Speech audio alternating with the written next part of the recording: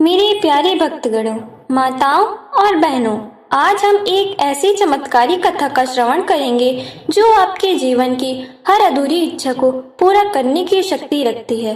कामता एकादशी का व्रत इतना फलदायी है कि इसे सुनने मात्र से इंसान के बड़े से बड़े पाप धुल जाते हैं और बिगड़े काम बन जाते हैं। तो चलिए पूरे भक्ति भाव के साथ इस कल्याणकारी कथा का रसपान करते हैं।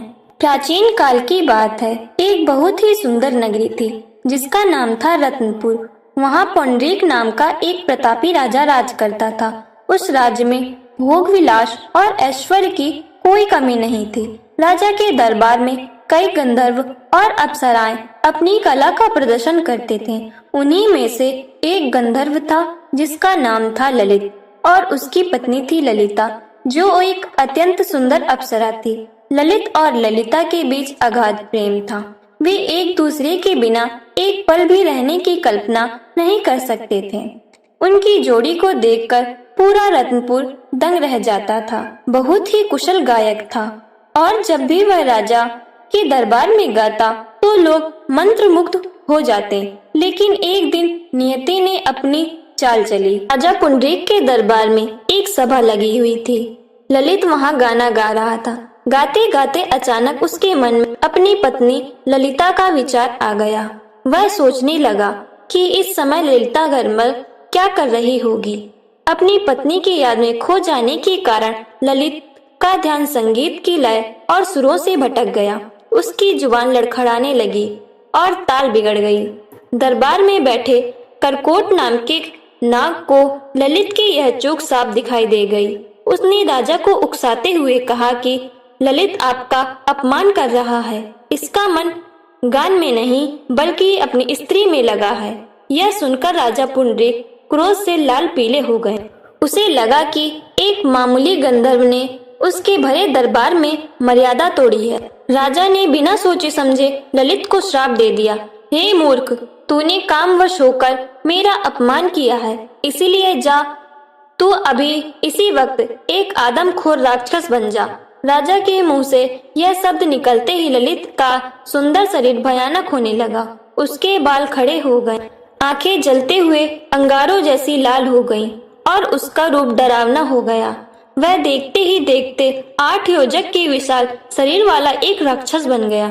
ललित अपने इस रूप को देखकर सिसक सिसक कर रोने लगा।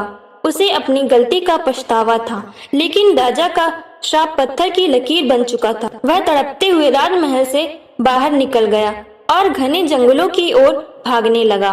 वह अपनी सुरीली आवाज खो चुका था और अब उसकी जगह डरावनी आवाजें निकल रही थीं। इधर उसकी पत्नी ललिता को जब यह पता चला तो उसके पैरों तले जमीन खिसक गई। वह दहाड़े मारकर रोने लगी। उसने सोचा कि उसके पति ने उससे प्रेम किया। क्या यह इतना बड़ा गुनाह था? वह सिसकते हुए अपने पति की तलाश में जंगल की तरफ दौड़ी। उसे डर नहीं था कि उसका पति अब एक राक्षस है। उसे तो बस अपने सुहाग को इस कष्ट से बाहर निकालना था। प्रिय दर्शकों, आगे की कथा और भी भावुक और चमत्कारी है। अगर आप भी चाहते हैं कि भगवान विष्णु आपकी हर पुकार सुने तो इस वीडियो को लाइक जरूर कर दें। मेरे प्यारे भक्तजनों, ललिता अपने पति की ऐसी हालत देखकर पागलों की तरह जंगल जंगल भटकने लगी। वह रोती बिलखती पेड़ों और पहाड़ों से पूछती कि उसका ललित कहाँ है। ललिता नंगे पांव कांटों और पत्थरों पर दौड़ रही थी। उसके पैरों से खून निकल रहा था, लेकिन उसे अपने दर्द की कोई चिंता नहीं थी। उसे बस अपने पति की याद सता रही थी। चलते चलते उसे दूर से एक भयानक गर्जना सुनाई दी। जब वह पास पहुंची तो उसने देखा कि एक बहुत ही डरावना राक्षस, जिसके बाल बिखरे हुए थे और जिसकी आंखें अंगारे की तरह लाल थीं, एक ऊंचे पहाड़ पर बैठा दहाड़ रहा था। वह राक्षस कोई और नहीं बल्कि उसका प्यारा ललित ही था। ललिता ने जब अपने पति को इस रूप में देखा तो वह सिसक सिसक कर रोने लगी। उसने चिल्ला कर कहा, हे प्राणनाथ, यह आपकी क्या दशा हो गई है? वह मधुर आवाज कहाँ गई जिससे आप सबको मंत्र मुग्ध कर देते थे? ललित ने जब अपनी पत्नी को देखा तो उसकी आंखों से भी आंसू बहने लगे, लेकिन वह चाहकर भी कुछ बोल नहीं पा रहा था। उसके मुंह से केवल डरावनी आवाजें निकल रही थीं। ललिता ने हिम्मत नहीं हारी। उसने अपने पति के पास जाकर उसके भयानक हाथों को थाम लिया और बोली, घबराइए मत, मैं आपको इस हाल में अकेला नहीं छोड़ूंगी, चाहे मुझे पाताल ही क्यों ना जाना पड़े। मैं आपको फिर से मनुष्य बनाकर ही दम लूंगी। वह उस राक्षस रूपी पति को साथ लेकर जंगल में भटकने लगी। दिन बीतते गए, ना खाने का ठिकाना था और ना सोने का। ललिता बस भगवान से प्रार्थना करती रही कि कोई तो रास्ता दिखाओ। प्रिय भक्तों, एक पत्नी का सच्चा प्रेम पत्थर को भी पिघला सकता है। मेरे प्यारे भक्तजनों, ललिता अपने राक्षस रूपी पति को लेकर दर दर भटकने लगी। उसकी आंखों के आंसू सूख चुके थे, लेकिन दिल में विश्वास की लौ अभी भी जल रही। भटकते भटकते ललिता विंध्याचल पर्वत की तलहटी में जा पहुंची। वहां से उसे एक शांत और दिव्य आश्रम दिखाई दिया। वह आश्रम महान तपस्वी ऋषि श्रृंगी का था। ललिता को लगा जैसे अंधेरे में कोई रोशनी मिल गई हो। वह अपने डरावने पति को बाहर ही छोड़कर दौड़ती हुई ऋषि के चरणों में घिर गई और सिसक सिसक कर रोने लगी। भटकते भटकते ललिता विंध्याचल पर्वत की तलहटी में जा पहुंची। वहां उसे एक शांत और दिव्य आश्रम दिखाई दिया। वह आश्रम महान तपस्वी ऋषि श्रृंगी का था। ललिता को लगा जैसे अंधेरे में कोई रोशनी मिल गई हो। वह अपने डरावने पति को बाहर ही छोड़कर दौड़ती हुई ऋषि के चरणों में गिर पड़ी और सिसक सिसक कर रोने लगी। ऋषि श्रृंगी ने जब उस बेचारी स्त्री को इस हाल में देखा तो उसका हृदय पसीज गया। उन्होंने बड़े ही प्रेम से पूछा, हे पुत्री, तुम कौन हो और इस भयानक जंगल में अकेली क्यों भटक रही हो? तुम्हारे चेहरे पर इतना दुख क्यों है? ललिता ने हाथ जोड़कर गला भर आने के कारण रुक रुक कर अपनी पूरी व्यथा सुनाई। उसने बताया कि कैसे एक छोटी सी भूल के कारण उसके गंधर्व पति को राजा ने राक्षस बनाकर श्राप दे दिया। ललिता ने ऋषि के चरणों को अपने आंसू भिगोते हुए कहा, हे ऋषिवर, आप तो त्रिकालदर्शी हैं, आप सब जानते हैं। मेरे पति को इस नर्क जैसी जिंदगी से बाहर निकालिए। अगर वे मनुष्य नहीं बने तो मैं भी अपने प्राण त्याग दूंगी। ऋषि ने अपनी आंखें बंद की और ध्यान लगाया। कुछ ही क्षणों में उन्हें समाधान मिल गया। उन्होंने मुस्कुराते हुए ललिता से कहा, घबराओ मत बेटी, विधाता ने हर संकट का एक हल बनाया है। मेरे प्यारे भक्तजनों, ऋषि श्रृंगी की कुटिया में अब आशा की एक नई किरण जाग चुकी थी। ललिता के चेहरे पर थोड़ी शांति आई, क्योंकि उसे विश्वास था कि ऋषि कोई ना कोई मार्ग अवश्य निकालेंगे। ऋषि श्रृंगी ने अपनी आंखें खोली और बड़ी ही ममता भरी नजरों से ललिता की ओर देखा। उन्होंने कहा, हे पुत्री, दुखी मत हो, भगवान विष्णु की कृपा से हर कष्ट का अंत होता है। अभी चैत्र मास चल रहा है और कुछ ही दिनों में शुक्ल पक्ष की कामता एकादशी आने वाली है। यह एकादशी इतनी शक्तिशाली है कि यह इंसान की हर कामद यानी मन चाही इच्छा को पूरा करती है। ऋषि ने बताया कि अगर तुम पूरी श्रद्धा और नियम के साथ इस एकादशी का व्रत करो और अगले दिन उस व्रत का फल अपने पति को दान कर दो, तो वह उसी क्षण इस भयानक राक्षस योनि से मुक्त हो जाएगा। उसका शरीर फिर से देवताओं जैसा सुंदर और आवाज वैसी ही सुरीली हो जाएगी। ललिता यह सुनते ही खुशी से झूम उठी। उसने ऋषि के चरणों में सिर रख दिया और सिसकते हुए बोली, महाराज, आपने मुझ अभागन को जीवन दान दे दिया। मैं यह व्रत जरूर करूंगी। ऋषि ने उसे व्रत की नियम समझाए। सात्विक रहना, मन में किसी के प्रति बुरा भाव न लाना और दिन भर भगवान विष्णु का स्मरण करना। ललिता ने मन ही मन ठान लिया कि वह अपने पति के लिए दुनिया का सबसे कठिन तप भी करने को तैयार है। वह वापस उस स्थान पर आई जहां उसका राक्षस पति बैठा था और उसे ढांढस बंधाया कि अब उसके दुख के दिन खत्म होने वाले हैं। प्रिय दर्शकों, सच्ची भक्ति में वो दम है जो अनहोनी को भी होनी कर दे। मेरे प्यारे भक्तजनों, ऋषि श्रृंगी के वचनों ने ललिता के मुरझाए हुए जीवन में फिर से प्राण फूंक दिए थे। अब उसे बस उस शुभ दिन का इंतजार था जब वह अपने पति के लिए तपस्या करेगी।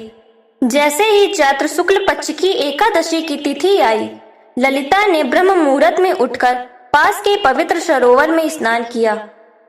उसने मन ही मन भगवान विष्णु का ध्यान किया और संकल्प लिया, हे प्रभु, मैं यह कामदा एकादशी का व्रत अपने पति के उद्धार के लिए कर रही हूँ, मुझ अबला पर दया करना।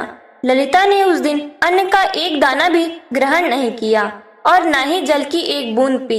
उसका राक्षस रूपी पति भूख और प्यास से व्याकुल होकर चिंगाड़ रहा था। उसे देखकर ललिता का कलेजा फटा जा रहा था। वह सिसक सिसक कर रोती, पर अपना संयम नहीं खोती थी। उसने अपने पति के पास बैठकर दिन भर ओम नमो भगवते वासुदेवाय नमः का जाप किया। वह उसे ढांढस बंधा रही थी। बस कुछ देर और स्वामी, साक्षात नारायण हमारी रक्षा करने आ रहे हैं। दोपहर की चिलचिलाती धूप में भी ललिता टस से मस नहीं हुई। उसकी भक्ति इतनी सच्ची थी कि जंगल के जंगली जानवर भी उसके पास आकर शांत बैठ जाते। शाम होते होते ललिता की देह थकान से चूर हो गई थी, लेकिन उसकी आंखों में एक अजीब सी चमक थी। उसने पूरी रात जागकर भगवान के भजनों का कीर्तन किया। वह जानती थी कि यह रात उसके जीवन की सबसे बड़ी परीक्षा है। मेरे प्यारे दर्शकों, जब कोई स्त्री अपने सुहाग के लिए सच्ची निष्ठा से प्रार्थना करती है तो स्वयं विधाता को भी अपना विधान बदलना पड़ता है। मेरे प्यारे भक्तजनों, रात बीत गई और अगले दिन का सूरज एक नई उम्मीद लेकर आया। ललिता की तपस्या अब अपने अंतिम पड़ाव पर थी। द्वादशी की सुबह हुई। ललिता ने फिर से स्नान किया और भगवान विष्णु की विधि विधान से पूजा की। उसने हाथ में जल लिया और कांपते हुए आवाज में ऋषि श्रृंगी और भगवान को साक्षी मानकर कहा, हे जगत के स्वामी, मैंने जो यह कामदा एकादशी का कठिन व्रत किया है, इसका जितना भी पुण्य मुझे मिला है वह सब मैं अपने पति ललित को दान करती। प्रभु, मेरे पति को इस डरावने राक्षस रूप से मुक्त कर दीजिए और उन्हें फिर से वही सुंदर गंधर्व बना दीजिए। जैसे ही ललिता ने अपने हाथ का जल जमीन पर छोड़ा, पूरे जंगल में एक दिव्य रोशनी फैल गई। वह राक्षस जो कुछ देर पहले तक दहाड़ रहा था और जिसके शरीर से दुर्गंध आ रही थी, अचानक शांत हो गया। धीरे धीरे उसका भयानक शरीर सिकुड़ने लगा और उसके चेहरे की डरावनी बनावट गायब होने लगी। देखते ही देखते वहां वह पुराना सुंदर और सुरीला ललित खड़ा था, जिसके गले में फूलों की माला थी। ललित को अपनी सुध बुध वापस मिल गई थी। उसने अपने हाथ देखे, अपना चेहरा छुआ और फिर अपनी पत्नी ललिता को देखा, जो खुशी के मारे फूट फूट कर रोने लगी थी। ललित दौड़कर आया और अपनी पत्नी को गले लगा लिया। दोनों की आंखों से खुशी के आंसू बहने लगे थे। ललित की आवाज भी वापस आ गई थी। उसने सिसकते हुए कहा, ललिता, तुमने मुझे नर्क से निकाल लिया। तुम्हारी भक्ति ने आज मौत के मुंह से मेरा जीवन छीन लिया। मेरे प्यारे दर्शकों, यह है कामदा एकादशी की महिमा, जो अनहोनी को भी होनी कर देती है। मेरे प्यारे भक्तजनों, ललित और ललिता का मिलन हो चुका था और राक्षस रूपी अंधकार छट गया था। जैसे ही ललिता ने अपने व्रत का पुण्य दान किया, आकाश से फूलों की वर्षा होने लगी। देखते ही देखते ललित का वह डरावना और विशाल शरीर पूरी तरह गायब हो गया। उसकी जगह वही सुंदर गंधर्व प्रकट हुआ, जिसके गले में वैजंती माला थी और अंगों से दिव्य सुगंध आ रही थी। ललित ने अपनी सुरीली आवाज में भगवान विष्णु का जयकारा लगाया। उसकी आवाज सुनकर जंगल के पशु पक्षी भी चहक उठे। तभी आसमान से एक चमकता हुआ दिव्य विमान नीचे उतरा। उस विमान में देवता और गंधर्व विराजमान थे।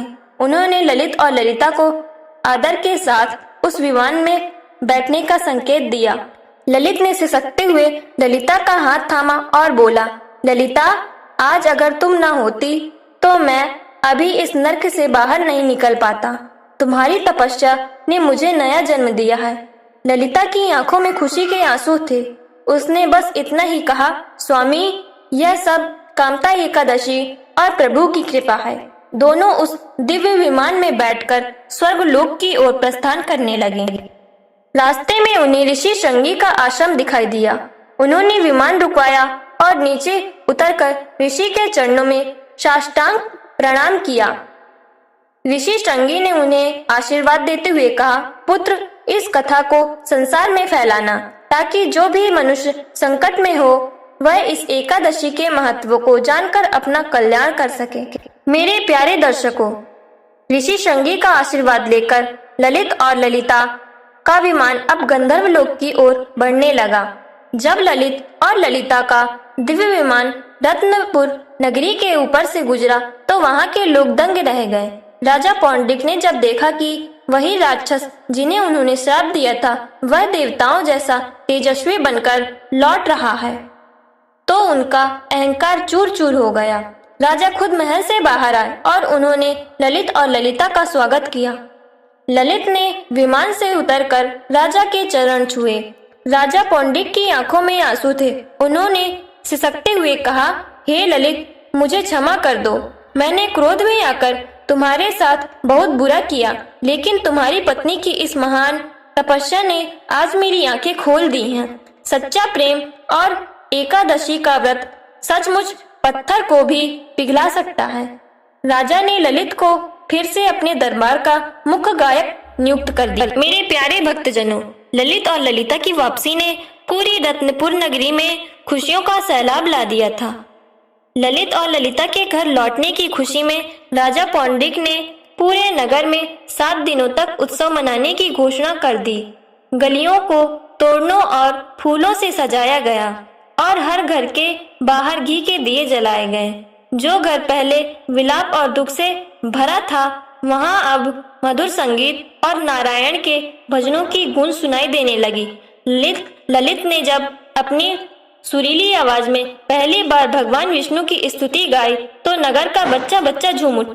ललिता अब केवल एक साधारण पत्नी नहीं रह गई थी, बल्कि वह पूरे नगर के लिए भक्ति की मूर्ति बन गई थी। महिलाएं उसके पास जाकर पूछती, बहन, हमें भी बताओ कि कामदा एकादशी के व्रत में ऐसी क्या शक्ति है जिसने एक पत्थर दिल राजा का श्राप भी काट दिया।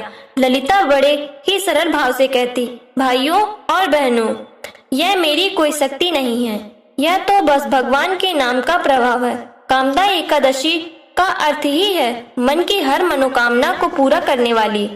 नगर के वे लोग जो पहले केवल धन दौलत के पीछे भागते थे, अब वे भी दान पुण्य और एकादशी का महत्व समझने लगे। राजा ने खुद अपने महल में एक बड़ा विष्णु मंदिर बनवाया और ललित को वहां का मुख्य गायक बनाया। राजा ने खुद अपने महल में एक बड़ा विष्णु मंदिर बनवाया और ललित को वहां का मुख्य गायक बनाया। ललिता ने हर महीने आने वाली एकादशी के नियमों को आम जनता तक पहुंचाना शुरू किया।